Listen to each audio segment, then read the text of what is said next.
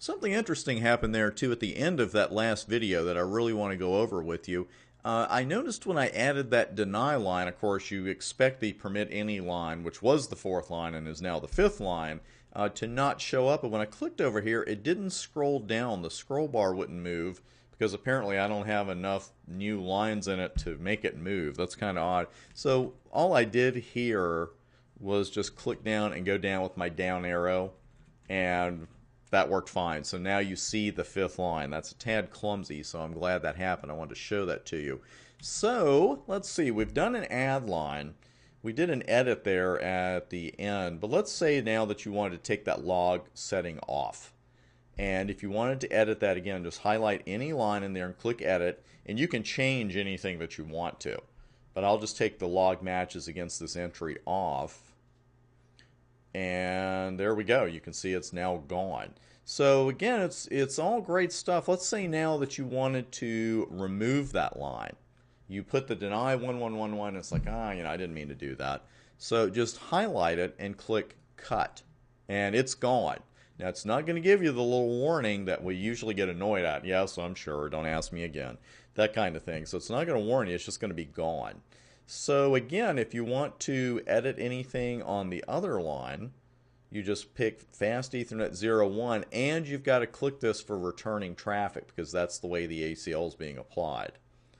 And there are all the lines that we have there. And again, we're going to look at all these on the whiteboard and talk about why we are denying some of these. But that's all you do to edit and copy and paste. Let's put inbound back there, originating traffic. Now, there's something we haven't done yet. You know what it is? We have not applied the changes yet. It's real easy to do that and say, okay, I made my changes. Don't forget to apply them. And you can also just click discard, and it's going to get rid of everything for you. So let's see. Did we actually change anything, though? Because I took that one out. Actually, that's true. So let's go ahead and add something. So we have something. I'll add that 111 line back. So we'll just do a quick deny lab exercise here.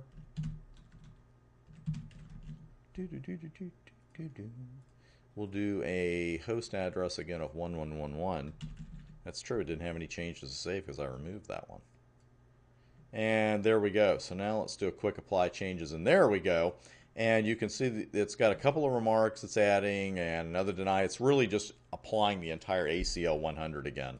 And we'll just go ahead and deliver that.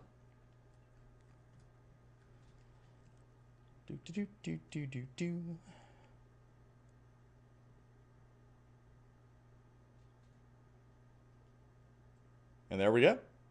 Takes less than 15 seconds. That's all there is to it. So a couple of good real world lessons there. I'm glad both of those things happened.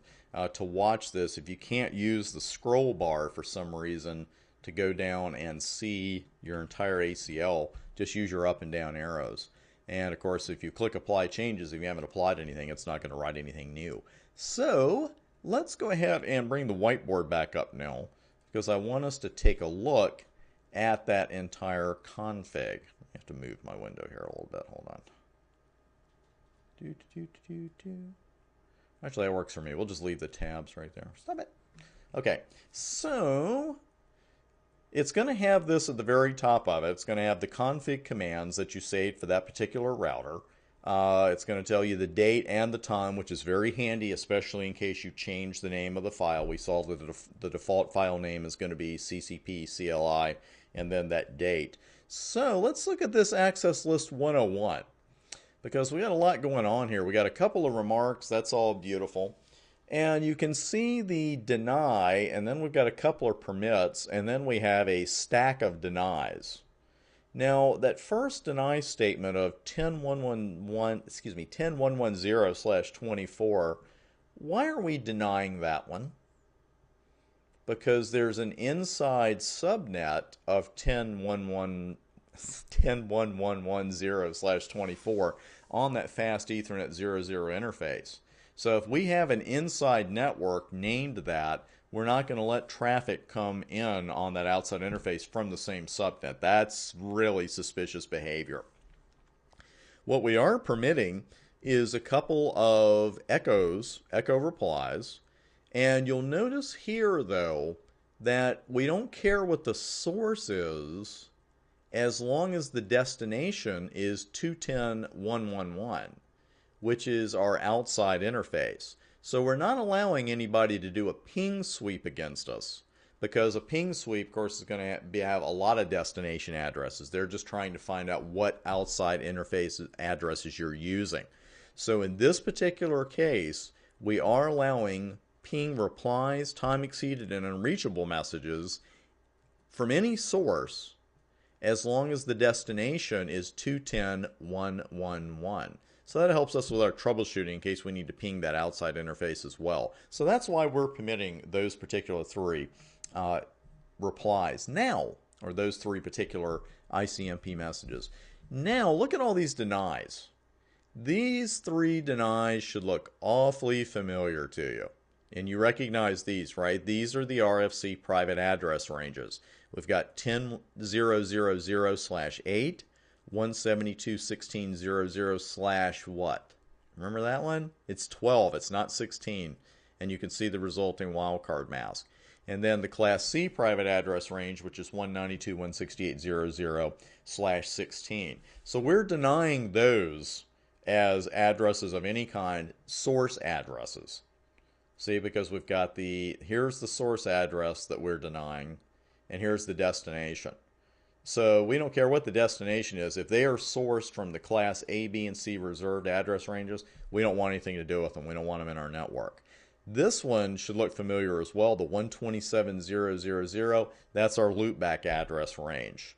We are also denying the source addresses of 255, 255, 255, 255, and we're also denying the source IP address of all zeros. So this is an excellent starter kit, if you will, for what you're denying. Because from top to bottom again, you're denying traffic sourced from a subnet that you're already using on the inside of your network. You're denying that. You're going to permit ICMP replies, time exceeded messages, and unreachable messages from any source as long as their destination is 210.111, which is our outside interface. Then we're denying traffic sourced from A, B, and C private address ranges, the loopback range, and the source IP addresses of all ones and all zeros, 255, 255, 255, 255, and 0000. Now, at the very end of this, remember we had that strange deny IP any? Why do we have this at the very end of this? You know, when we've got 6 deny statements in front of it. Why don't we just put it up here after this permit ICMP unreachable message line? Why don't we just put it there and leave all those other messages out? Because we're logging this line. We're not logging the others.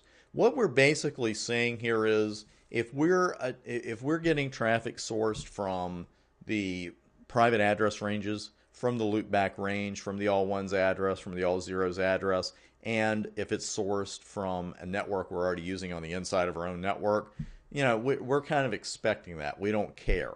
We don't want that to be logged. But if we get addresses from any other source and destination coming in, we want to deny it and we want to log it. Okay, so a lot going on there as far as the logging goes. You could log all of this if you wanted to, but your logs are going to get pretty big. I'm a fan of logging so you can see what's going on out there, but you know, you don't want them to get too unwieldy because then all of a sudden you just look at it and say, oh, I don't have time to look through this log today. And if you're not looking through the logs, you shouldn't be keeping them. So that's what we're stopping there and logging as far as that one ACL goes, ACL 101. Now 100 you could see is a lot smaller, and what we're denying here is traffic sourced from 210.110/24 any destination because we're using that subnet on the outside interface. So we don't want any traffic sourced from there. We are also again stopping the all ones address, and we're stopping traffic sourced from the loopback range, and then we're permitting everything else.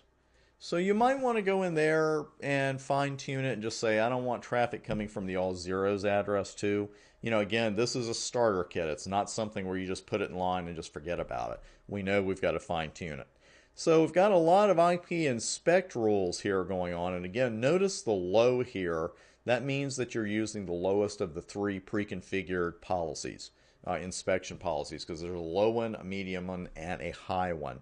And the low one by default is going to be put on when you're using the basic firewall wizard. Here, finally, is where you are applying it. You're putting your ACLs on. You're putting your inspection lines on. There's a quick description. Not a great one, but you know, it is firewall outside. You could look at that immediately and say, there's my firewall outside interface. Here's my firewall inside.